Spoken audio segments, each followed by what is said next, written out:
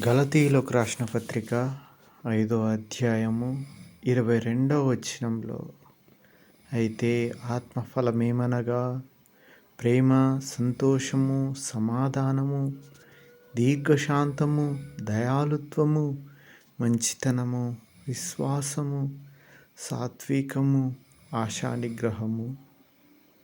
ఎన్నున్నాయి ఒకసారి చూద్దాం. గలతీయులకు రాసిన పత్రికలో ఆత్మఫలాలు ఎన్నున్నాయి? 1 ప్రేమ, 2వది సంతోషము, 3వది సమాధానము, 4వది దీర్ఘశాంతము, 5వది దయాళుత్వము, 6వది మంచితనము, 7వది విశ్వాసము, 8వది సాత్వికము, 9వది ఆశానిగ్రహము. 9 ఉన్నాయి ఆత్మఫలాలు. అయితే వాటి గురించి క్లియర్గా చూద్దాం. ప్రేమ, లవ్, అగాపే ప్రేమ, త్యాగపూరితమైన ప్రేమ, శత్రువును కూడా ప్రేమించే ప్రేమ కదా. యేసుక్రీస్తు చెప్పిన ఈ ప్రేమ ఒకటి. యోహాను సువార్త 13:35లో ప్రేమ ద్వారానే శిష్యత్వం తెలుస్తుంది, మీరు ఒకరినొకరిని ప్రేమించుకొనుడి, ఇందువల్ల నీ పొరుగు వారిని ప్రేమించండి, అందువల్ల మీరు నా శిష్యులనబడుదురు అని మాట తెలుస్తూ ఉంది. 2వది ఏంటిదంటే సంతోషము, జాయ్. ఈ జాయ్ ఏ విధంగా మన జీవితంలో ఉండాలి అనుకుంటున్నాడంటే దేవుడు పరిస్థితులపై ఆధారపడకుండా కష్టాల్లో కూడా ఆనందంగా, సంతోషంగా ఉండాలని దేవుడు కోరుకుంటా ఉన్నాడు. పౌలు శీలని చూస్తే చెరసాల్లో వేసినా సరే దేవుని స్తుతిస్తూ ఆరాధిస్తూ ఉండేవారు. సంతోషంగా ఉండాలి అనేది దేవుడు కోరుకుంటున్నాడు. పరిస్థితులపై ఆధారపడడు. ఆ విధంగా దేనిపైన ఆధారపడి సంతోషంగా జీవించాలి. సమాధానము, పీస్. ఈ సమాధానము హృదయ శాంతినిస్తుంది. సమాధానం, దేవునితో సమాధానంగా ఉండాలి కదా. హృదయ శాంతిస్తుంది. దేవునితో సమాధానం ఎప్పుడుంటుంది? దేవునితో సమాధానం దేవునికి ఇష్టంగా ఉన్నప్పుడు దేవునితో సమాధానం ఉంటుంది.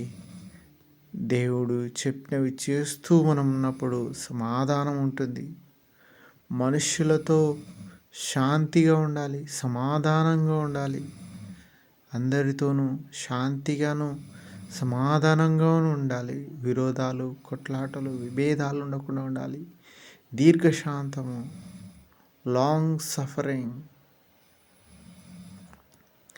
కోపం త్వరగా రాకపోవడం, కష్టాలను ఓర్పుతో భరించడం. ఈ 2వ మాట చాలా కష్టంగా ఉంటుంది. కష్టాలను ఓర్పుతో భరించడం. 3వది దయాళుత్వము, కైండ్నెస్, మృదుత్వం. మృదువైన మనసు ఉండాలి మనిషికి. ఇతరులను మంచిగా ప్రేమించాలి, వాళ్ళ యందు అలా ప్రవర్తించాలి. ఇతరుల యందు ఎంత మృదువైన స్వభావము, మనసు, ఇతరులను నొప్పించని మనసు, సున్నితమైన మనస్సు ఇతరుల ఎడల. ఇది దయాళుత్వము, కైండ్నెస్. మంచితనము 6వది గుడ్నెస్, న్యాయం, నీతి. ఈ మంచితనము మన నుంచి ఇతరులకు మంచి చేయడం మనం సిద్ధంగా ఉండాలి. మంచి ఇతరులకు మనం చేయాలి. మన నుండి లోకం మంచిని ఆశించాలి, మంచి పనులు. 7వది విశ్వాసం, ఫెయిత్ఫుల్నెస్, నమ్మకత్వంగా ఉండాలి. ఒక పనిలో కానీ, ఒక మనుషుల మధ్య బంధంలో కానీ నమ్మకంగా ఉండాలి. దేవుని యందు కూడా నమ్మకంగా ఉండాలి. మరి ముఖ్యంగా సాత్వికము, జెంటిల్నెస్, వినయం. సాత్వికం అంటే వినయంగా ఉండాలి. వినయం ఎవరు చెప్పినా వినే విధంగా. సాత్వికుడు గర్వం లేకపోకుండా ఉండాలి. మన లోపల గర్వాన్ని ప్రదర్శించకూడదు మనం ఇతరుల మీద. ఇంత సాత్వికుడు, ఎంత తగ్గించుకొని ఉన్నవాడు, జెంటిల్నెస్, వినయవంతుడు, ఏం చెప్తే అది చేసే విధంగా, మంచి విషయాల్లో ఎవరు చెప్పినా వినే విధంగా, మంచి విషయాల్లో సాత్వికుడు వినయంగా ఉండాలి. ఆశా నిగ్రహం 9వ సెల్ఫ్ కంట్రోల్. ఆశా నిగ్రహం, కోరికలపై నియంత్రణ ఉండాలి. మాట, కోపం, అలవాట్లపై మనకు నియంత్రణ ఉండాలి. ఇవే ఆత్మఫలములు. ఈ ఆత్మఫలములు మనము యేసుక్రీస్తు అనే ద్రాక్షవల్లిలో అంటుకట్టబడి ఉంటే ఈ ఆత్మఫలములు మనము ఫలించగలం. కనుక దేవునితో మనం అంటుకట్టబడాలి. మన ద్వారా అయితే సాధ్యం కాదేమో.